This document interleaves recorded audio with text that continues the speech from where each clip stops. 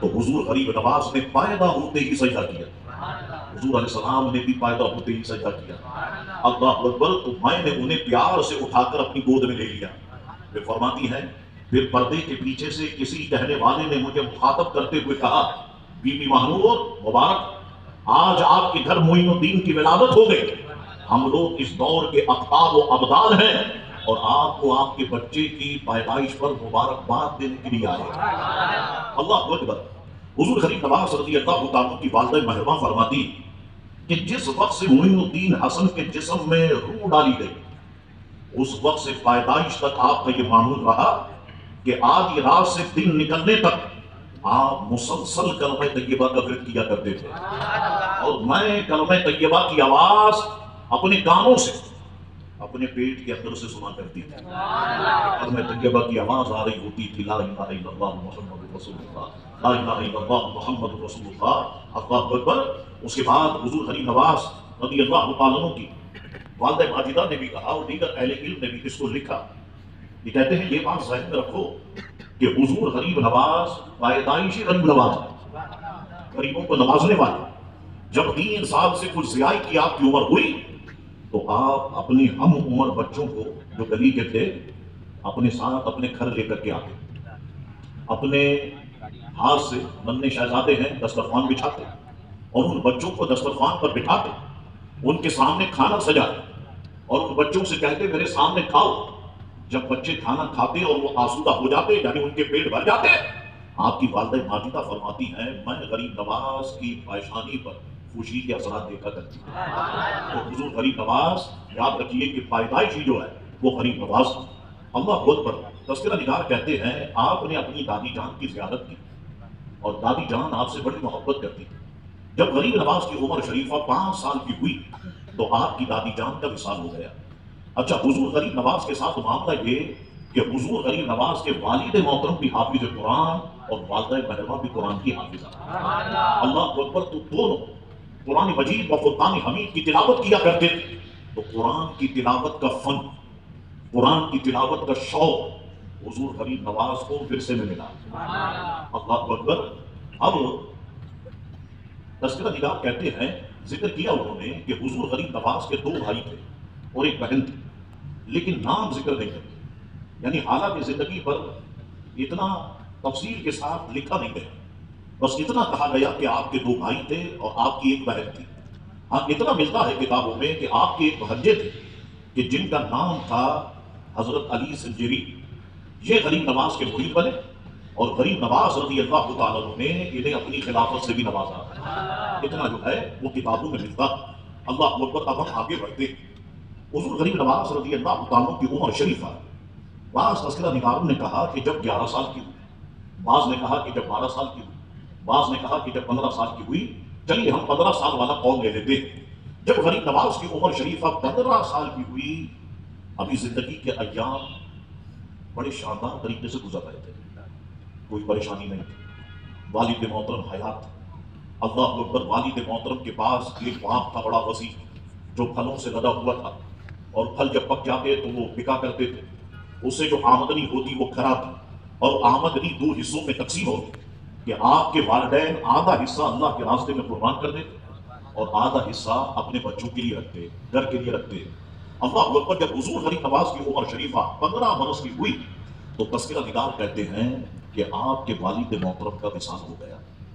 اللہ اکبر۔ یاد رکھنا لوگوں کہ بعض موتیں ایسی ہوتی ہیں کہ جو ہلا کر کے رکھ دیتی ہے۔ دیکھیے ہماری فکر ہے، ہم نے کہیں نکاح پڑھانا ہے تو تھوڑی دیر کے بعد ہم نے جنازہ پڑھانا ہے۔ بعض مرتبہ تو ایسا ہوتا ہے کہ ادھر نکاح پڑھا رہے ہیں اور ادھر جنازے والے انتظار کر رہے ہیں، بعض مرتبہ ایسا ہوتا ہے ادھر جنازہ پڑھا رہے ہیں تو ادھر نکاح پڑھانے والے انتظار کر رہے ہیں۔ تو بعض موتیں ایسی ہوتی ہیں کہ میں دیکھتا ہوں وہ ہلا کر کے رکھ دیتی ہے۔ مثلاً میں آپ سے کہوں کہ کسی کی نئی شادی ہو جائے اور صبح کے وقت ہی اس کے شوہر کا انتقال ہو جائے، اب مجھے بتائیے موت نے ہلا کے رکھ دی جائے نہیں سکتے۔ اچھا ہمارا معاشرہ پھر ہم لوگوں کی زبانیں کون روک سکتا ہے، خاص طور پر خواتین، وہ پھر کام تشنی کا مرکز بن جاتی ہے اس کی بیوی، یہ منحوس ہے، یہ آئی تو دیکھو ہمارا بچہ دنیا سے چلا گیا، اس کی وجہ سے ہمارے بچے کی موت ہوئی. اللہ اکبر.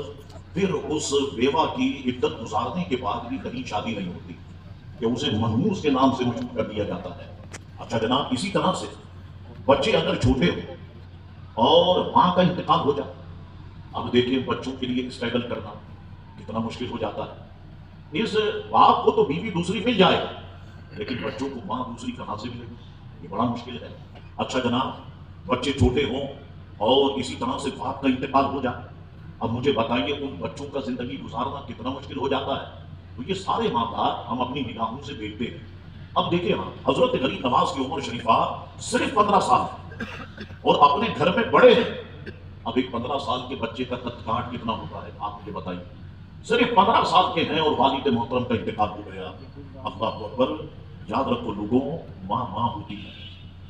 ماں صرف شفقت سے، محبت سے سر پہ بالوں پہ ہاتھ پھیر دینا، دن بھر کی ساری تھکن دور ہو جاتی ہے. اللہ اکبر. ماں صرف اتنا کہہ دینا میرے بچے آگے بڑھ، میں تیرے پیچھے ہوں، میری دعائیں تیرے ساتھ ہیں. خدا کی قسم ماں چٹانوں سے ٹکرانے کا حوصلہ فراہم کر دیتی ہے. ماں طوفانوں سے ٹکرانے کا حوصلہ فراہم کر دیتی ہے. اللہ اکبر. والدہ ماجدہ نے حضور غریب نواز کو اپنے سامنے بٹھایا اور فرمانے لگی میرے بیٹے، کل نفس ذائقۃ الموت. قرآن کا قانون ہے، خدا کا قانون ہے، اور نفس کو موت کا مزہ چکھنا. کسی کے دنیا سے چلے جانے سے دنیا رک نہیں جاتی. میرے بچے، اگرچہ تم چھوٹے ہو لیکن میں تمہارے اندر بڑی ہمت دیکھتی ہوں، بڑی طاقت دیکھتی ہوں، بڑی استقامت دیکھتی ہوں. اور تم نے تو ابھی بڑے بڑے کام کرنے، ہمت نہیں ہارنی. میں دیکھتی ہوں کہ الحمدللہ تم جماعت کے ساتھ فجر کی نماز ادا کیا کرتے اپنے والد محترم کے ساتھ. اس کے بعد تم ناشتہ کرتے اور پڑھائی میں مصروف ہو جاتے. اب تمہارا کام یہ ہے کہ تم جماعت کے ساتھ نماز ادا کرو اور اس کے بعد ناشتہ کرنے کے بعد سیدھا اپنے والد کے باغ میں جاؤ گے. اور جب باغ میں جاؤ تو یاد رکھنا کہ ادھر جو مزدور کام کرتے ہیں وہ غریب لوگ ہیں. ان سے بڑے اخلاق سے پیش آئے، اچھے اخلاق کے ساتھ، تاکہ انہیں پتا چلے کہ واقعی یہ بچہ سید غیاث الدین کا بچہ ہے. اللہ اکبر. حضور غریب نواز تیار ہو گئے. آج پہلا دن ہے والد کے بغیر. حضور غریب نواز رضی اللہ تعالیٰ عنہ اپنے باغ میں پہنچے. ملازمین نے استقبال کیا. حضور غریب نواز کا اخلاق دیکھ کر، حضور غریب نواز کی نفاست دیکھ کر وہ سارے کے سارے لوگ حیران. اب حضور غریب نواز نے پورے باغ کا چکر لگایا کہ کہیں کوئی ایسا راستہ تو نہیں ہے کہ جہاں سے جانور آ جائے اور وہ درختوں کو نقصان پہنچائے، پودوں کو نقصان پہنچائے، پھلوں کو نقصان پہنچائے، کیونکہ پھل جمع ہوتے تھے پکنے کے بعد. پھر جو ننھے ننھے پودے تھے اپنے مبارک ہاتھوں سے اس میں پانی ڈالنے لگے. اللہ اکبر. ایک دن اس طرح سے گزرا، جو آمدنی آئی والدہ ماجدہ کی خدمت میں پیش کر دی. والدہ ماجدہ نے حسب ثابت وہی کیا، اسے 2 حصوں میں تقسیم کر دیا. آدھا اللہ کے راستے میں دے دیا، آدھا اپنے بچوں کے لیے رکھا. اللہ اکبر. دوسرا دن ہوا، تیسرا دن ہوا. اب یہ معاملات چل رہے ہیں. اب چوتھے دن جب حضور غریب نواز صبح ہی صبح کہ ابھی تو مزدور بھی باغ میں نہیں آئے، حضور غریب نواز جب پہنچے تو حیران ہو گئے کہ باغ کی صفائی کوئی کر کے چلا گیا، درختوں سے پھل بھی کوئی توڑ کے چلا گیا، جہاں پر پھل رکھے جاتے ہیں وہاں پہ رکھ کے بھی چلا گیا. غریب نواز حیران ہو.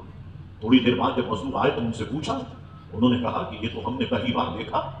اللہ اکبر. دوسرے دن بھی یہی معاملہ پیش آیا، تیسرے دن بھی یہی معاملہ پیش آیا. تو اب اپنی والدہ ماجدہ سے ایک روز کہنے لگی اپنی جان، لگتا ہے کہ ایک رات مجھے باغ میں ٹھہرنا پڑے گا.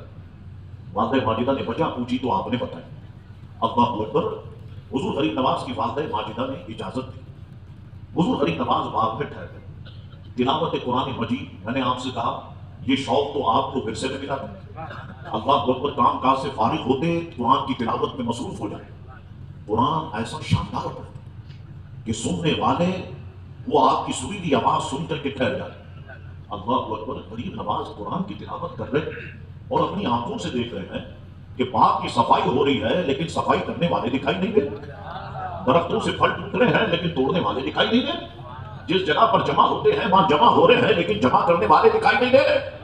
مجھے بتائیے اگر میں اور آپ ہو تو خوف سے باغ چھوڑ کے ہی بھاگ جاتے. یہ غریب نواز ہے. لا خوف علیہم ولا هم یحزنون. اللہ کے ولیوں کو نہ تو کوئی خوف ہوتا ہے نہ کوئی غم ہوتا ہے. اللہ اکبر. حضور غریب نواز نے تلاوت قرآن مجید موقوف فرمائی اور پھر آپ نے اپنی آواز میں کہا آپ لوگ کون ہیں؟ سامنے آئے. دوستوں کو اپنے دوست سے پردہ نہیں کرنا چاہیے، سامنے آ کر کے شکریہ کا موقع دینا چاہیے. حضرت غریب نواز نے جب یہ کلمات کہے تو 6 لمبے لمبے قد کے انسان حضور غریب نواز کے سامنے آ کر کے کھڑے ہوئے. انہوں نے سلام کیا، آپ نے سلام کا جواب دیا، کوئی خوف نہیں، کوئی ڈر نہیں. آپ نے پوچھا کہ آپ لوگ کون ہیں؟ انہوں نے کہا سید حسن ہم قوم جنات میں سے. تو یہاں پر آپ کیا کرتے ہیں؟ کا بات یہ ہے جب سے آپ آئے آپ اتنا شاندار قرآن پڑھتے کہ ہم نے آپ کی زبان سے قرآن سنتے سنتے جو ہماری تلاوت قرآن میں غلطیاں تھیں وہ ہم نے ٹھیک کر لی. تو اب اس طرح سے آپ ہو گئے ہمارے استاد اور ہم ہو گئے آپ کے شاگرد. تو اگر شاگرد اپنے استاد کی خدمت کر لے تو اس میں شکریہ کی کون سی بات؟ تو حضور غریب نواز فرمانے لگے نہیں، حضور علیہ السلام کی تعلیم یہ ہے کہ جو تم پر احسان کرے تم اس کا شکریہ ادا کرو، لیکن اب یاد رکھو میرے اور تمہارے درمیان میں پردہ نہیں رکھنا چاہیے. کہا ٹھیک ہے. تو حضور غریب نواز ہی جنات کو دیکھتے، باقی کسی کو جنات دکھائی نہیں دیتے. اللہ اکبر. یہ معاملہ اسی طریقے سے چلتا رہا. پھر ایک وقت آیا کہ حضور خواجہ غریب نواز رضی اللہ تعالیٰ اپنے باغ میں مصروف ہے، دوپہر کا وقت ہے، شدید دھوپ ہے. اچانک ملاحظہ کیا کہ ایک بزرگ باغ میں ظاہر ہو گئے، سفید امامہ شریف باندھے ہوئے، سفید ریش مبارک کا داڑھی مبارکہ، سفید لباس زیب تن کیے ہوئے. حضور غریب نواز حیران، سلام دعا ہوئی، علیک سلیک ہوئی. کہا حضور شدید گرمی ہے، آپ اس درخت کے نیچے آئیے، جو زیادہ چھاؤں دیتا تھا اس درخت کے نیچے چلے. کہا حضور ذرا صبر کی، ایک چادر منگوائی یا چادر لے کر کے آئے، اسے بچھائی درخت کے نیچے. کہا حضور آپ اس چادر پر آرام فرمائیں. وہ بزرگ بیٹھ گئے.